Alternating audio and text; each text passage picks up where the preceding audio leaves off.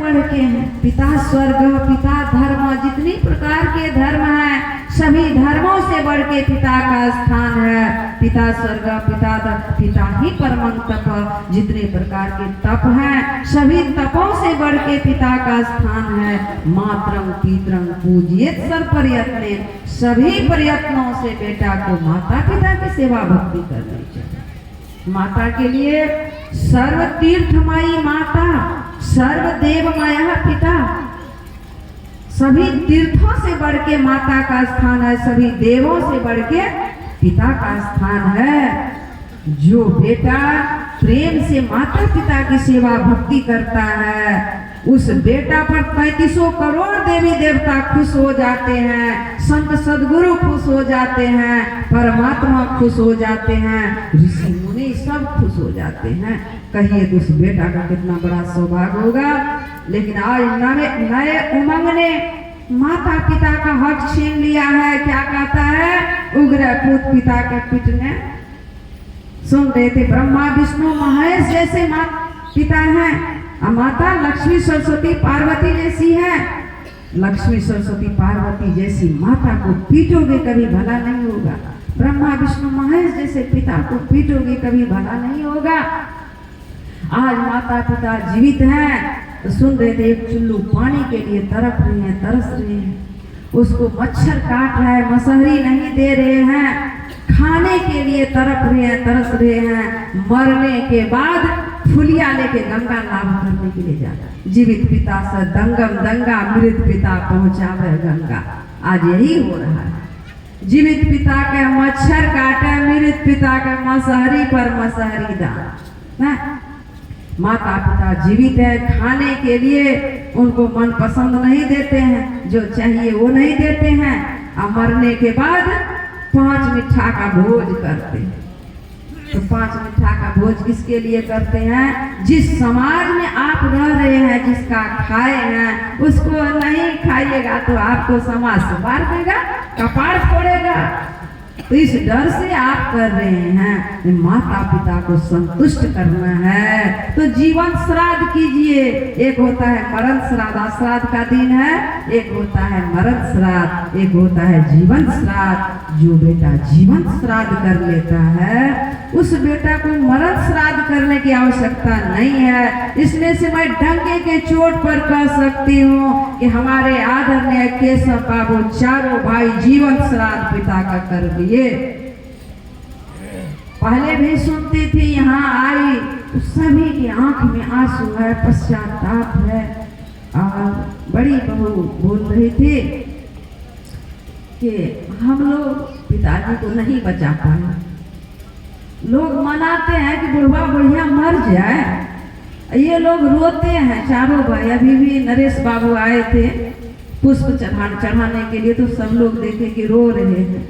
गोविंद बाबू वहाँ सुन रहे तो वो भी रो रहे हैं, सब भाई रो रहे हैं। इतना ही नहीं, बेटा ही नहीं रोता है, पोता पोती भी।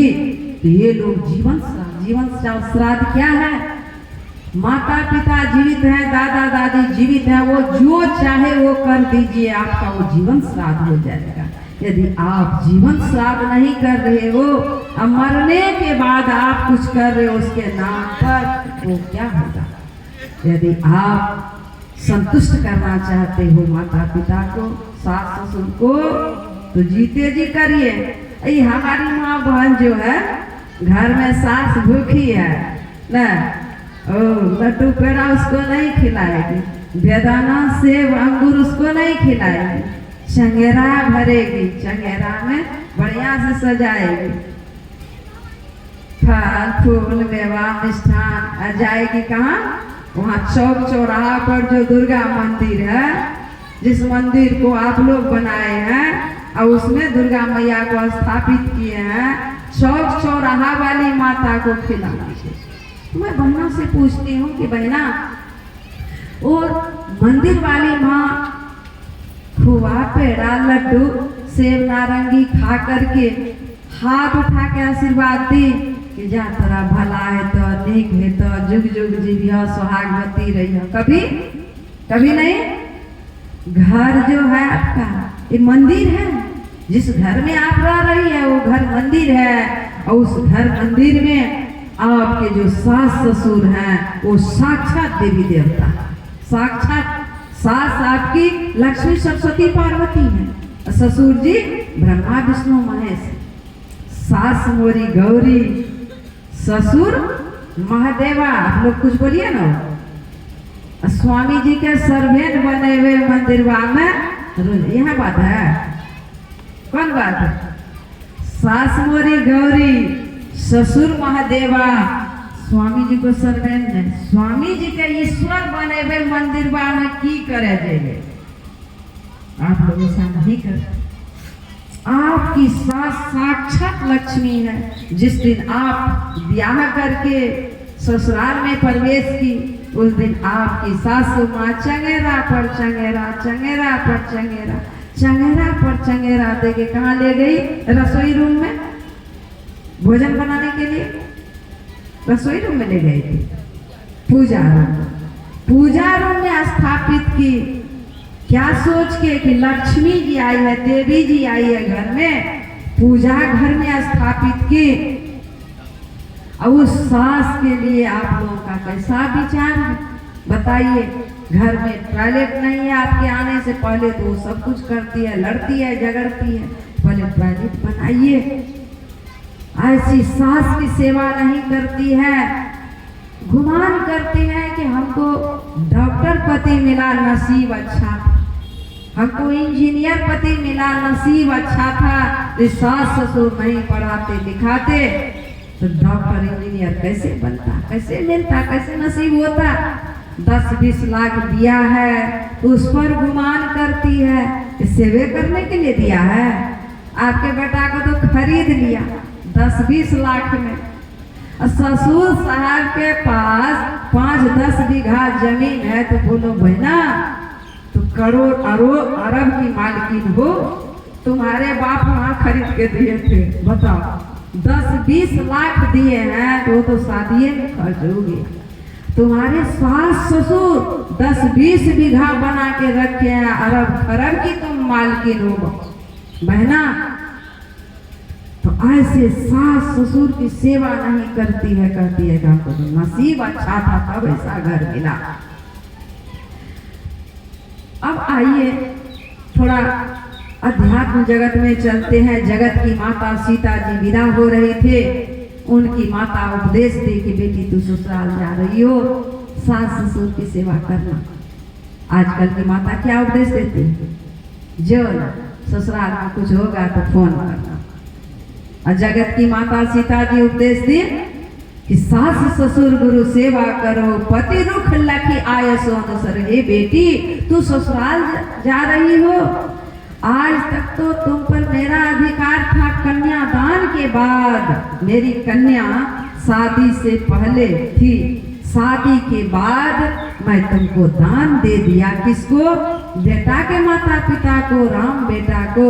अब तेरे पर बेटे के माँ का, बाप का अधिकार है, राम जी का अधिकार है। बेटी तो हमको फोन नहीं करना, चिट्ठी नहीं लिखना, मैं तुमको दान दे दिया है। जगत की माता सीता जी को ये उपदेश दी। आजकल की माता क्या उपदेश दी? कुछ होगा तो फोन करना, बस जाती है। कुछ होना तो निश्चित है, यहाँ पढ़ाई लिखाई यहीं समाप्त कर लेती है। मायके में बेटी इधर उधर जाती है, बड़े पापा के यहाँ, चाचा के यहाँ इधर उधर घूमती। अब नई नवेली ससुराल गई है तो वहाँ पर इधर उधर सास नहीं जाने के लिए देती है ना।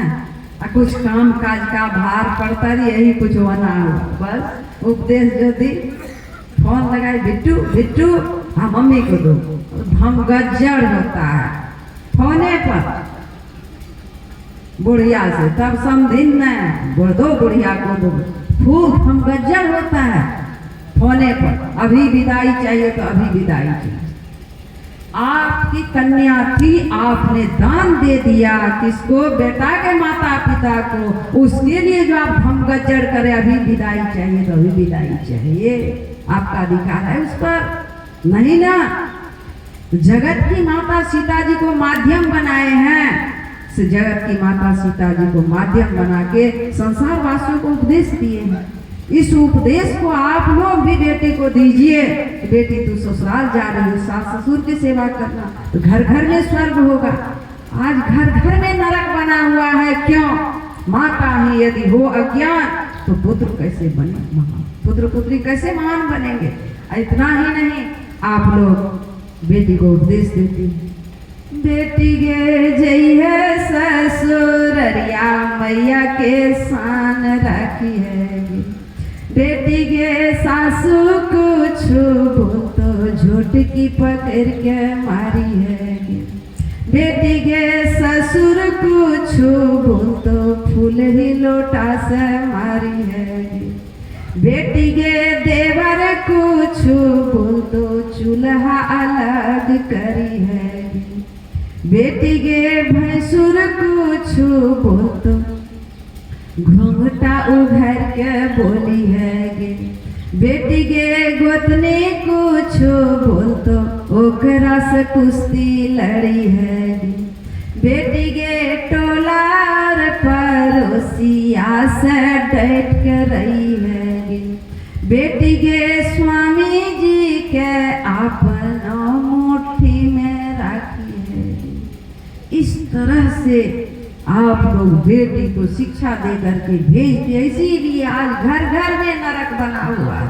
यदि घर घर में स्वर्ग लाना चाहती है आप लोग, तो जो उपदेश सुनैना जी सीता जी को दी है, वही उपदेश आप लोगों को भी देनी होगी, तब घर घर में स्वर्ग होगा। आप लोग बेटी को विदा के समय खोछा में दुबरी देती हैं, दान देती हैं, पैसा देती हैं। किस लिए देती हैं? ऐसे देखा देखी ना, जानती नहीं। दान देती है खोछा में, बेटी तो धनी मानी बन के रहना, पैसा देती है, धनी मानी बन के बेटी रहना। दुबरी देती है बेटी, तो दुबरी को देखो कितना लतियाता है, फिर भी हरा भरा हो जाता है। बेटी ससुराल में तो दूब के तरह रहना, इसलिए आप लोग दुबरी डालती है। दूब के तरह रहना बेटी, कितनो लतियावे थोड़ा देर, लेकिन इसके बाद तो दूब की तरह हरा भरा बेटी हो जाना, मुस्कुराते रहना। हल्दी किस लिए आप लोग देती हैं? कि बेटी को शिक्षा देती है कि बेटी हल्दी का गांठ देखो, गांठ पर गांठ, गांठ पर गांठ, गांठ पर गांठ, इसी तरह से तो परिवार को जोड़ के रखना बेटी। केशव बाबू के पत्नी जब विदा हो रहे थे, उनके पिताजी बेटी को उपदेश दिए, पिताजी बेटी तो ससुराल जा रही हो, यदि ससुराल से शिकायत हमको सुनने को मिल गया तो हम तुम्हारे दरवाजे पर पानी नहीं हराएंगे, पैर नहीं रखेंगे। दिलीप बाबू पिताजी उपदेश दिए, उसमें बेटी सफल हुई।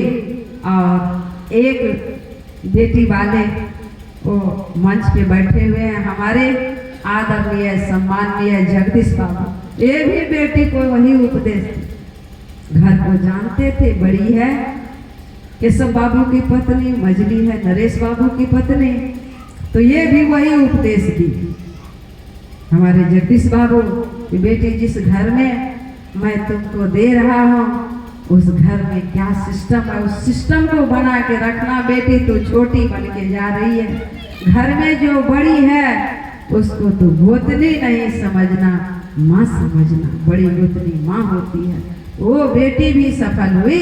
वो बेटी है कलावती दीदी, बड़ी है रंजू दीदी, और तीसरी है वंदना, चौथी का नाम मुझे याद नहीं।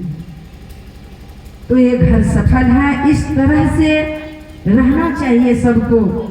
इस तरह से रहेंगे तो क्या होगा, परिणाम क्या होगा? सास ससुर की सेवा भक्ति करते हुए, माता पिता की सेवा भक्ति करते हुए, जीवन में गुरु धारण करके भक्ति करेंगे। कितना गुरु भक्ति करेंगे तो दोनों हाथ में लड्डू, जीवन काल सुख में बीतेगा, मरण काल सुख में बीतेगा, मरने के बाद महासुख में बीतेगा। एक नारी ही थी, कौन नारी? सती अनसुईया। सती अनसुईया को जानती है? सास ससुर की सेवा की, पति की सेवा की, ब्रह्मा विष्णु महेश को 6-6 महीने के बच्चे बना के पल्ले में झुला दिए। और लक्ष्मी सरस्वती पार्वती आई है, पतिव्रता अनसुईया जी के पैर पकड़ करके माफी मांगी। समय उतना नहीं है, मैं विस्तार में नहीं जाऊंगा। पैर पकड़ कर माफी मांगी है, गलती मानी है। पतिव्रता के आगे ब्रह्मा विष्णु महेश भी हार गए। एक नारी थी, कौन? सावित्री जी, जो अपने पति को जमराज के हाथ से छीन ले, अंधे सास ससुर को आंख दिला दी। राजपाट जो छिन गया था सब वापस आ गया। क्या करने से? मंदिर वाली माता को चंगेरा में भर के खिलाने से। घर में जो सास ससुर अंधे अंधे थे, उनकी सेवा भक्ति की, पति की सेवा की, तो जमराज को छक्का छोड़ा दी। जमराज के हाथ से पति को छीन ली। सांडने जी सूरज को उदय होने से रोक ली, कोढ़ी पति की सेवा की। तो सास ससुर माता पिता पति की सेवा करने से बहुत बहुत सुख मिलता है। पंचम लोक स्वर्ग में जाती है, मोक्ष नहीं मिलता है। सुख मिलता है, मोक्ष नहीं मिलता। मोक्ष प्राप्त करने के लिए जीवन में सद्गुरु धारण करना पड़ेगा। सद्गुरु के माध्यम से साधन भजन करेंगे, तब जीवन काल सुख में होगा, मरण काल सुख में होगा, और मरने के बाद महासुख में बीतेगा। जो सुख भगवान राम दिखा रहे थे, अभी आप लोग पाठ में सुन रहे थे, भगवान श्री राम जी परम धाम से धरा धाम पर आए, वो दिखला दिए कि माता पिता क्या चीज है।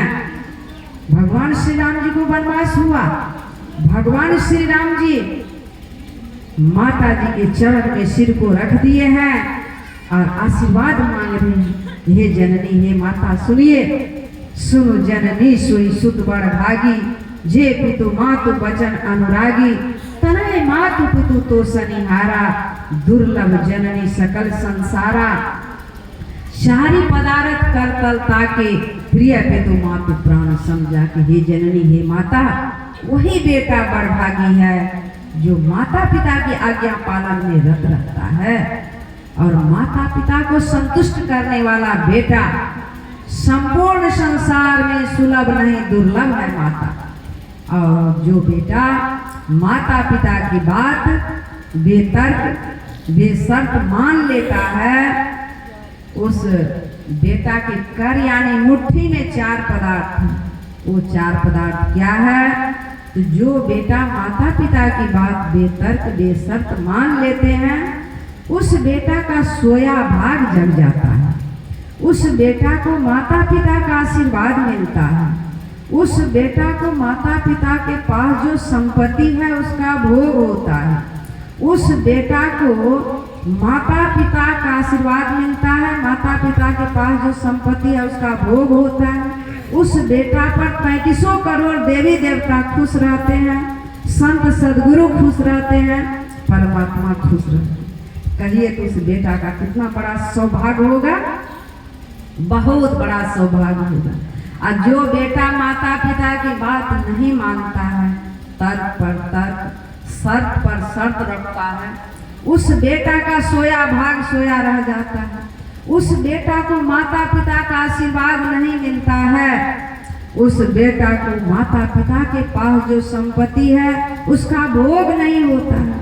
माता पिता घुसा फुसा के इधर उधर कर देते हैं संपत्ति को। उस बेटा पर 3500 करोड़ देवी देवता नाखुश रहते हैं, परमात्मा नाखुश रहते हैं, संत सदगुरु नाखुश रहते हैं।